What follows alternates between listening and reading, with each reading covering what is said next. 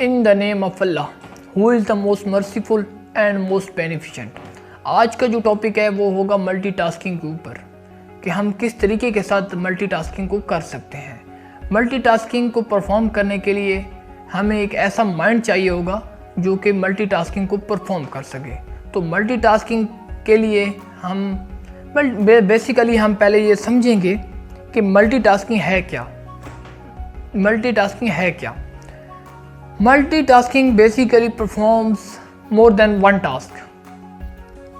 जब हम एक से ज़्यादा टास्क को परफॉर्म कर सकेंगे तो हम तब कहेंगे कि हम मल्टीटास्किंग में इंटर हो चुके हैं या हम मल्टीटास्किंग को कर रहे हैं।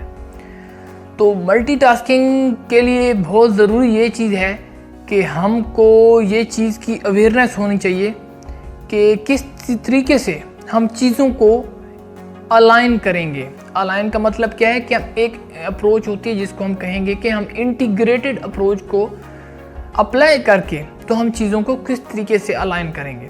कि अगर हम 4 या 5 काम को कर रहे हैं तो एक होती है ना, दरख्त की जड़ें होती हैं, तो एक जड़ के बाद दूसरी जड़ मतलब कि निकल रही होती है। तो इसी तरीके के साथ हम ऐसे एक काम अपने कामों को सेट करेंगे कि हम उसको मतलब एक बेहतर तरीके के साथ मल्टीटास्किंग को परफॉर्म कर सकेंगे।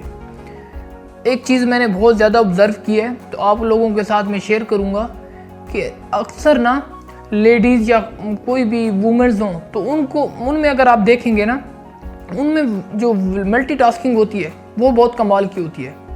घरों में अक्सर आप देखते होंगे कि एक से ज़्यादा काम किस तरीके के साथ वो कर रही होती हैं। तो हम लोग जब एक से दूसरा काम अगर हम पर आ जाए ना, अगर हमको करना पड़ जाए तो हम उसमें बिल्कुल कंफ्यूज होकर के रह के जाते हैं, हम उसमें फंस जाते हैं, तो बहुत ज़्यादा उसमें टेंशन में आ जाते हैं। 2 काम तो छोड़ें, हम एक काम पर भी फोकस नहीं कर पाते और हम उस एक काम को भी अच्छे तरीके से परफॉर्म नहीं कर सकते या उसको नहीं कर पाते।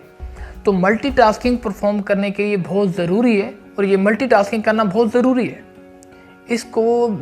जैसे कि अब छोटी सी एग्जांपल ले लें, जैसे कि अगर हम अगर कोई भी अगर ड्राइव कर रहे होते हैं जब, तो अक्सर फ़ोन कॉल आ जाती है।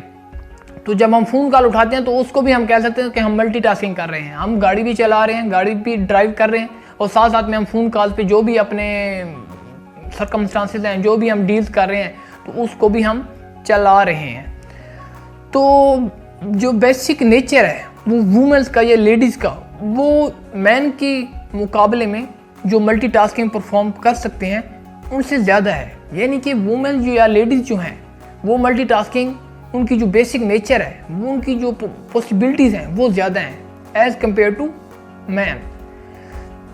तो कहने का मतलब ये है कि अगर इसके ऊपर दूसरी जो मुझे समझ में आ रही है बात, वो मल्टीटास्किंग है ना, ये हमारे एजुकेशन या एजुकेशन पर मुनसर नहीं है कि ब्याक वक्त हम जो मल्टीटास्किंग परफॉर्म कर रहे हैं तो वो बहुत क्वालिफाई हैं या वो बहुत एजुकेशनल, बहुत ज़्यादा पढ़ लिखे हैं।